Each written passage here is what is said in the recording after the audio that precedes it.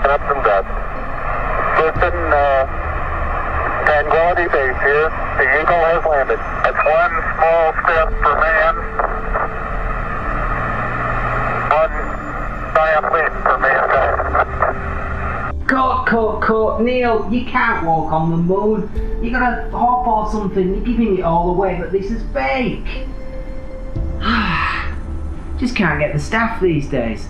Oh, hello there. This week I want to take a look at the twin wild theories that Stanley Kubrick not only faked the moon landing for NASA, but then guilt-ridden confessed his involvement in it all with the 1980 horror movie The Shining with the most obtuse clues imaginable.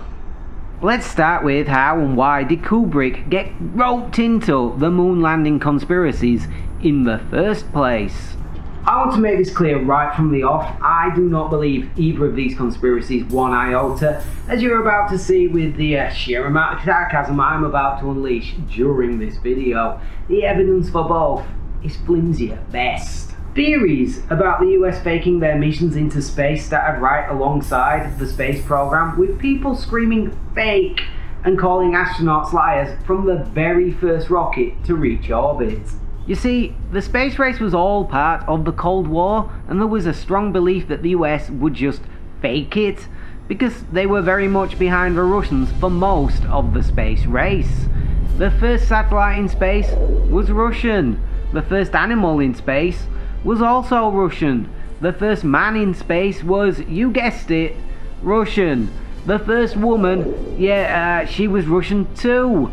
The first multi-person spacecraft, this is getting a little bit boring, but you guessed it, it was also Russian. The first spacewalk was performed by a Russian. The first craft to soft land on the moon and fly around it, fun fact, both American. No, I'm joking, they were both Russian too.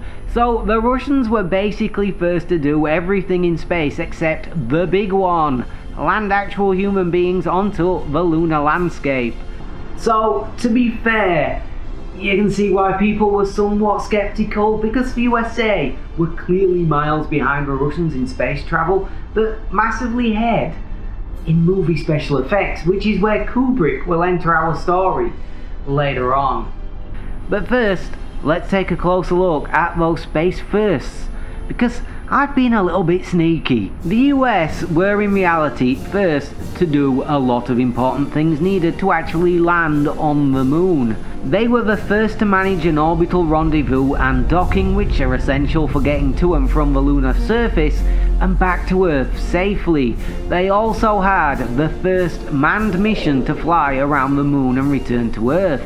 Whereas from about 1966 and the death of their chief rocket engineer Sergei Korolev, the Russians struggled to get their N-1 moon rocket to do anything but explode. Only 4 launches of the N-1 were ever attempted, all 4 ending in explodey failure, with the second launch causing one of the largest non-nuclear accidental explosions in human history. So in reality, even though the Americans had seemingly been second throughout the space race, only they had a rocket that could reach the moon and return to Earth safely with humans aboard it in 1969. But of course that didn't stop conspiracy theorists. Especially one man who, with his 1976 self-published book We Never Went to the Moon, America's $30 billion swindle, which is the genesis for pretty much every moon landing conspiracy you've ever heard of since. That man was William Casing, a former Rocketdyne technical writer who left their employ in 1963, a whole 6 years before man stepped onto the moon. A man who believed it was fundamentally impossible to actually go to the moon due to his experiences of working at Rocketdyne, so therefore refused to believe that NASA had gone to the moon, and went in search of evidence to prove it.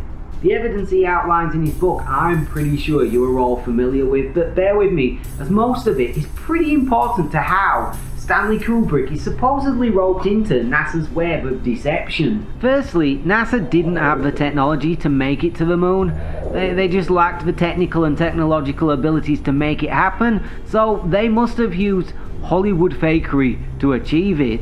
The American flag they left on the moon clearly sways as if moved by wind in footage, almost like it is in some form of studio or film set. The moon clearly has some form of studio lighting setup because there are multiple sources of light in the moon landing footage, and in reality there should be one: the sun. The lunar lander Eagle didn't leave any blast circle or create a dust cloud, almost like it was a film prop on a studio set, rather than an actual spaceship capable of landing on the real moon. There are no stars anywhere to be seen in the moon landing footage, which is in space, allegedly. That is just chock full of stars usually. Do you know where you wouldn't see stars? A Hollywood movie studio set, that's where. And lastly, who filmed Neil Armstrong's momentous first steps onto the moon if he wasn't in a studio with a professional film crew? Which is ironically what some numpty commented on my intro when I uploaded it as a short in Russian. Now, all of these things have a pretty simple explanation if you think about it for more than 1 second.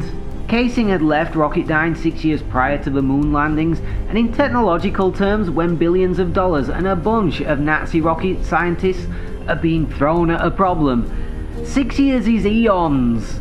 The UK went from biplanes and the fairy swordfish to the first operational jet engine fighter in 6 years during World War II, for example. So it's feasible NASA developed the tech and experience required in that time frame. Moving on to the flag, it sways because Buzz Aldrin was in fact screwing it into the ground in a back and forth motion, meaning the bottom edge, not braced by a crossbar, swayed because of course it did. Because that's what cloth will do, even in the vacuum of space. Actually, especially in the vacuum of space, as it has no air resistance stopping it. The astronaut shadows fall in irregular patterns because there were multiple sources of light at the moon landing. The lander, the astronaut suits, the sun, the earth, and probably the moon itself. It's pretty reflective, hence we can see it, were all sources of light on that day. The lander left no impressions on the moon because, unlike sending a rocket from the surface of Earth to orbit, it takes surprisingly very little energy to reach lunar orbit from the moon's surface. The moon's gravity is also 1/5 that of Earth, so controlled landings are fairly soft in comparison. Do you know when you don't see stars? Yeah, in the daytime. And guess when the moon landings took place? If you've guessed the daytime, congratulations, you were correct, because that's exactly when they took place, which is why you can't see stars in the moon landing footage, because of course you can't, it's the daytime.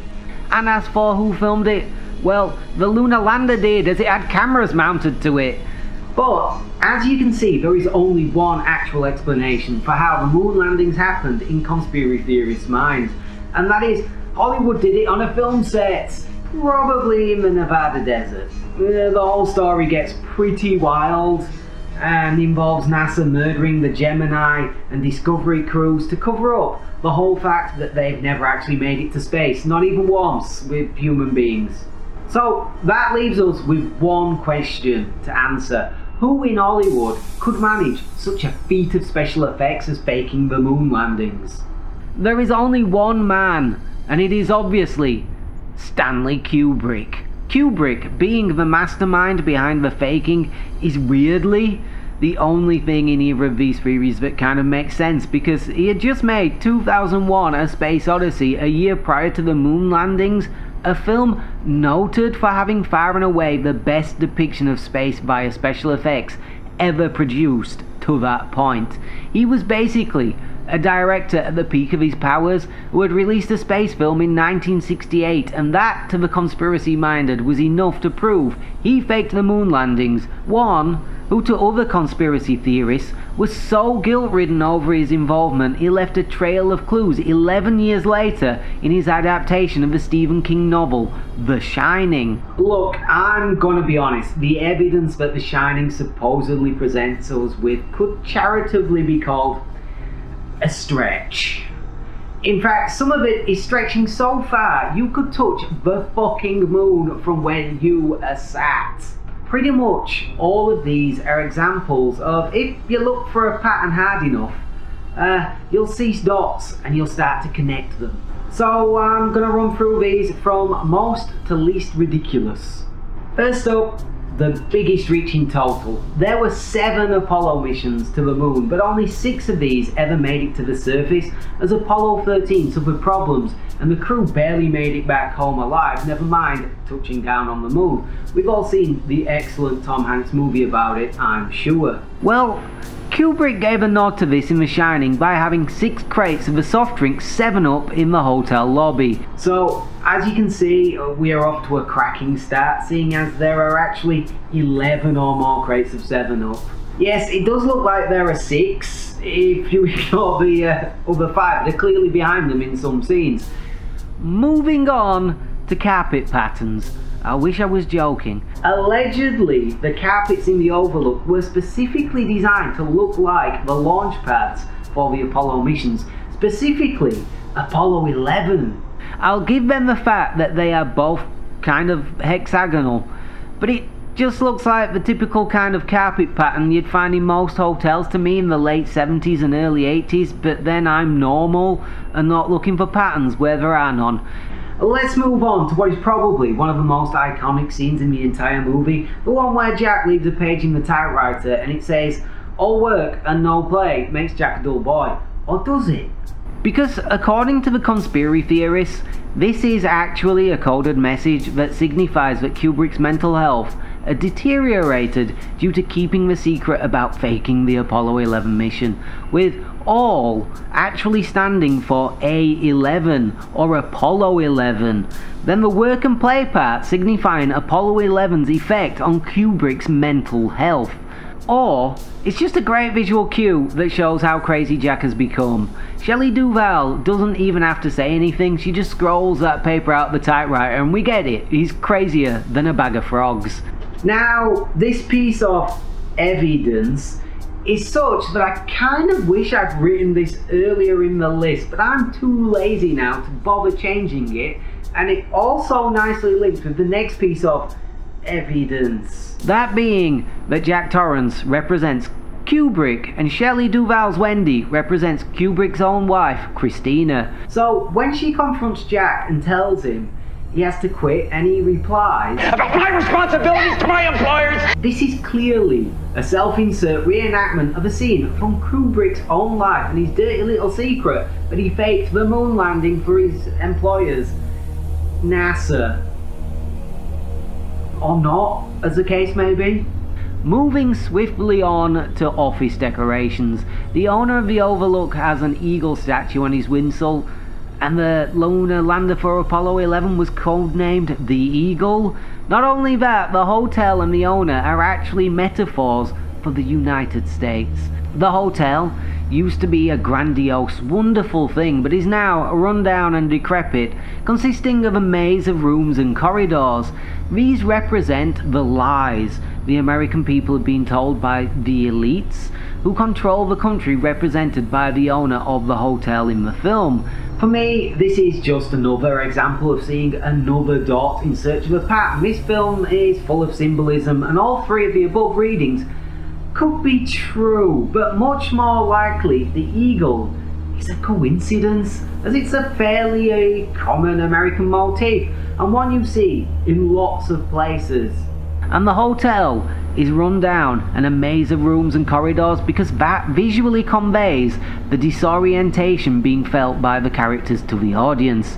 Now we are getting into the really big stuff, the killer evidence that Kubrick faked the moon landing and confessed it via the changes he made to The Shining from King's original book.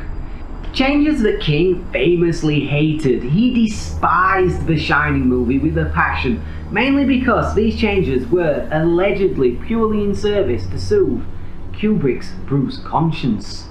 The first of these is the fact that Danny sees the corpses of two twin girls who are not in the book. These twins, to the conspiracy-minded, represent the Gemini mission, which was also obviously faked by NASA because we've never actually been to space. Not even once. Because two twin girls on an astrological chart denote the star sign Gemini. I'm just gonna throw this out there. What's more plausible? The twins were added to the film, a visual medium, where it's incredibly difficult to show the inside of people's minds in order to visualize Danny's shining ability to the audience. Or do they represent another set of missions that NASA fakes? I'll let you decide as we move to the two biggest and final clues that The Shining allegedly possesses. In preparation for doing this video, I watched the excellent documentary Room 237 that outlines various conspiracy theories about the film with no comment about their veracity. Unlike me, I have a lot of comments about the veracity of these conspiracies. It just puts them out there and allows them to stand or fail on their own 2 feet. Jay Weidner, I believe, is the contributor for the Apollo 11 hoax evidence portion of the film, and at around 57 minutes in, he says this. And I wasn't sure I was right for the first hour. As he said this, I did my best Leo DiCaprio impression, leapt out of the sofa, pointing at the screen, shouting, "No shit, Sherlock!" But then he hit me with his biggest, most irrefutable evidence that this is Kubrick's confessional. Little Danny Torrance is wearing an Apollo 11 knitted jumper. Not only that, but he starts the scene crouched, playing with his toy cars, then stands up as if a rocket was taking off into space, and then walks down the corridor as if the Saturn V rocket was flying somewhere. That somewhere is room 237, our biggest and most damning evidence yet. That's because it is another change from the Stephen King novel. In the original, the room number was 217, but Kubrick changed that to 237. Because the moon is 237,000 miles away from Earth, and coincidences don't exist. But I'm not finished, because neither was Weidner. The key fob has room number 237 written on it. Nothing unusual about that, except the letters in room and the N from the abbreviated number are in capitals, and the only 2 words you can spell using those 5 letters are moon room. This represents the moon landing and that everything inside this room is not real. It is in fact a fantasy, just like the moon landing. Now, I thought at the time of hearing this, and having typed it all out, and having spoken it out loud, and had time to think about it, I still think, fuck me, this is absolutely nonsensical rubbish. Just more dots, randomly put out of the ether to fit into an already preconceived pattern. Kubrick said they changed the room number due to the hotel he shot the establishing shots at, asking him to. And it's probably a weird coincidence that the moon happens to be, on average, 237,000 miles away, which is 381,000 kilometers, so wouldn't have even been a pattern to a French person. And do you know what other word you can spell using the 5 letters room N? Moron! And with that stunning revelation, I think this video is quite long enough. So, goodbye, as always. Thanks for watching. I hope to see you again sometime soon. If you enjoyed this, then please like, comment and subscribe. Peace.